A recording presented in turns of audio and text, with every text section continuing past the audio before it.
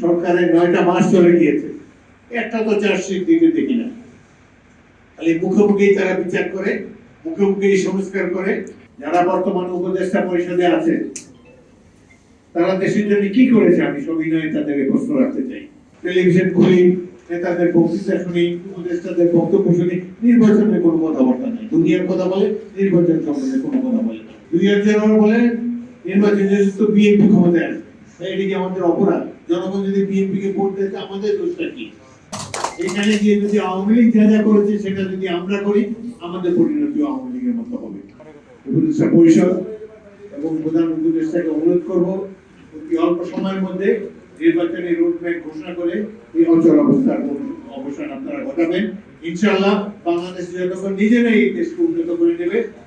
এখানে গিয়ে যদি আওয়ামী লীগ যা যা করেছে সেটা যদি আমরা করি, আমাদের পরিণতি আওয়ামী লীগের মতো হবে। এটা চিন্তা করুন। সবার উপরে আমাদের দল, সবার উপরে আমাদের দেশ।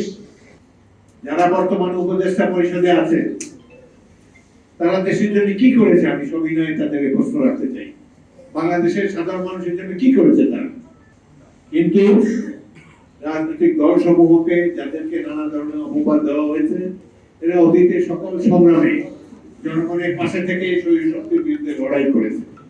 বলার যে কৃষি সম্পদ, মৎস্য সম্পদ, গ্যাস, প্রাকৃতিক সম্পদ, ট্যুরিজমের জন্য যে সম্ভাবনা আমাদের রয়েছে সেটাও একটা বিরাট সম্পদ হবে।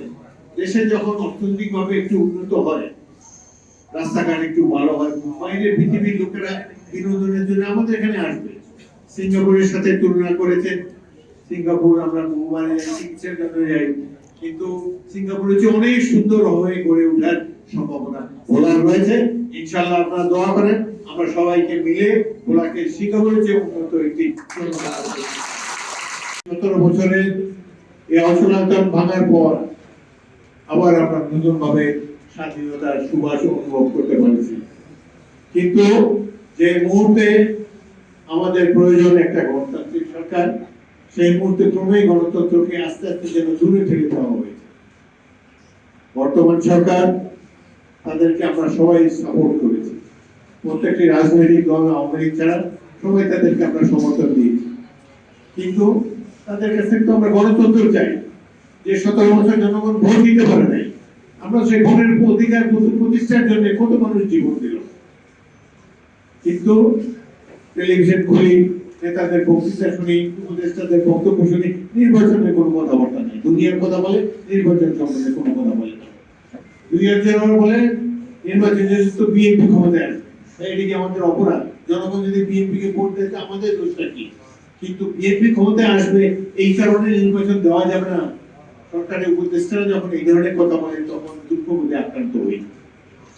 এই দেশে বিএনপি এবং খালেদা জিয়া কত বছর জেলে কাটালেন, বিএনপি কত নেতৃবৃন্দ জীবন দিয়েছে এই গণতন্ত্র প্রতিষ্ঠার জন্য। কিভাবে আমাদের নেতারা গুম হয়েছে, কিভাবে এই আওয়ামী লীগ দেশের অর্থনীতি ধ্বংস করে দেশটাকে ফোকলা করে দিয়ে বিদেশে তাদের সম্পদের পাহাড় করেছে, লুটপাট করে দেশটাকে একেবারে তলাবিহীন দড়ি বানিয়ে দিয়েছে। কিন্তু এখনো তাদেরকে আইনের আওতায় আনা যায়নি। সরকারের 9টা মাস চলে গিয়েছে, একটা তো চার্জশিট দিতে দেখি না। খালি মুখে মুখেই তারা বিচার করে, মুখে মুখেই সংস্কার করে। এসবের অবসান হওয়া উচিত। এগুলোর অবসান কবে হবে? এই দুর্বৃত্তরা চিরতরে নির্মূল হবে কবে? যেদিন বাংলাদেশে একটি গণতান্ত্রিক সরকার প্রতিষ্ঠিত হবে।